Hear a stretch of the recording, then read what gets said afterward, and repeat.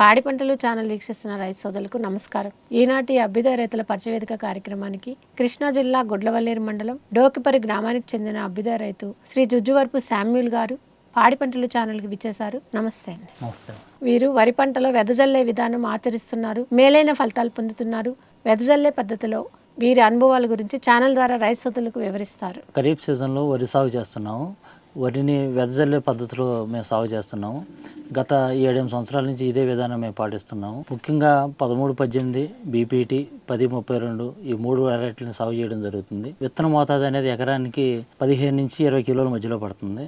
దానివల్ల ఖర్చు తగ్గుతుంది. ఒక మనిషి ఎకరానికి 300 తీసుకుని వెదజల్లడం జరుగుతుంది. ముఖ్యంగా నాటు ఖర్చు, అదేవిధంగా ట్రాక్టర్ ఖర్చు, కూలీల కొరత అనేది పూర్తిగా దానివల్ల రైతు ఆదా చేసుకోవడం జరుగుతుంది. 7 నుంచి 8 వేలు అనేది ఖర్చు తగ్గుతుంది. సకాలం మనం అనుకున్న టైంలో నాట్లు వేయడం అనేది జరుగుతుంది. దీంట్లో కొంచెం కలుపు అనేది ఎక్కువగా రావడం జరుగుతుంది. దీని నివారణకు 1 నుంచి 2 సార్లు కలుపు మందులు అనేది పిచికారీ చేయడం జరుగుతుంది.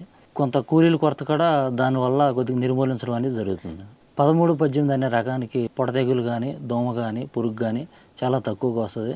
ఏదైనా అయితే కనుక ఒకసారి లేదా అది లేకపోయినా సరే దానివల్ల మంచి దిగుబడి రావడం అనేది జరుగుతుంది. పిచికారీ చేయకపోయినా సరే దిగుబడి బాగానే వస్తుంది. కూలీలతో కోత కోపించి కుప్పేసి ట్రాక్టర్తో నూర్పియడం జరుగుతుంది. మనుషులతో కోపించి ట్రాక్టర్తో నూర్పియడం వల్ల తేమ శాతం అనేది తగ్గి ఆరుదల అనేది బాగా రావడం వల్ల రేట్ అనేది 17 నుంచి 1800 అధికంగా రాబడి అనేది జరుగుతుంది. ఖర్చు సుమారు ఎకరానికి 25 నుంచి 35 వేలు అవుతుంది. ఈ విత్తనానికి 35 నుంచి 40 బస్తాల దిగుబడి అనేది రావడం జరుగుతుంది.